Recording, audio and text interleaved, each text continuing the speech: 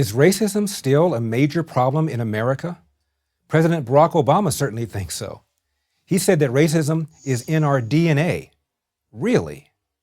If racism is in our DNA, doesn't that mean it's immutable, unchangeable?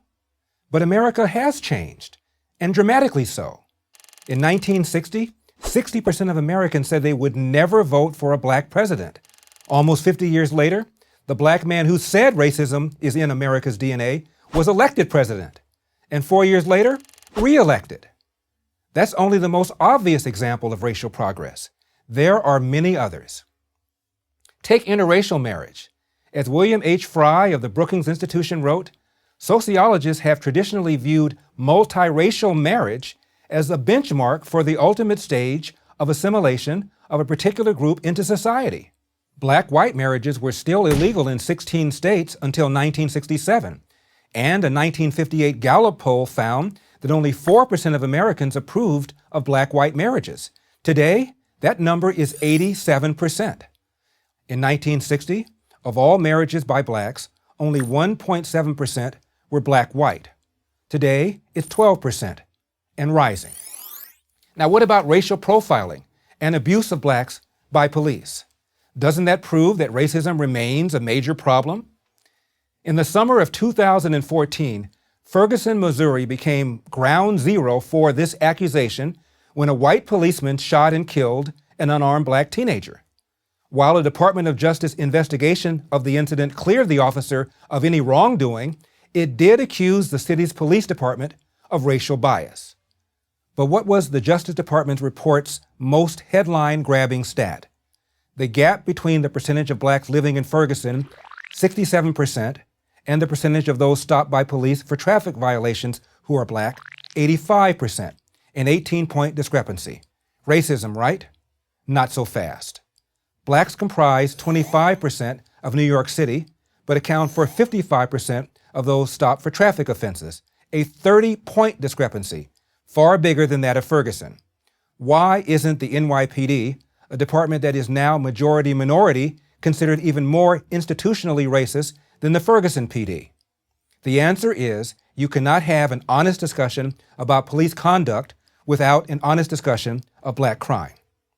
Though blacks are 13% of the population, they commit 50% of the nation's homicides.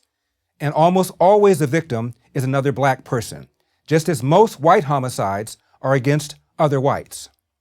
In 2012, according to the Center for Disease Control, police killed 123 blacks, while, by the way, killing over twice that many whites.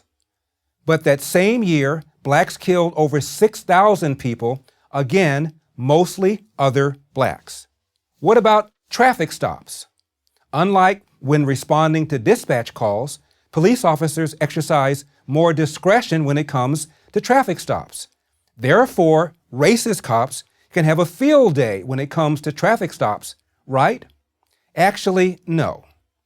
The National Institute of Justice is the research agency of the Department of Justice. In 2013, the National Institute of Justice published a study called Race, Trust, and Police Legitimacy. 3 out of 4 black drivers admitted that they were stopped by the police for a legitimate reason. Blacks, compared to whites, were on average more likely to commit speeding and other traffic offenses. The Institute wrote, seatbelt usage is chronically lower among black drivers.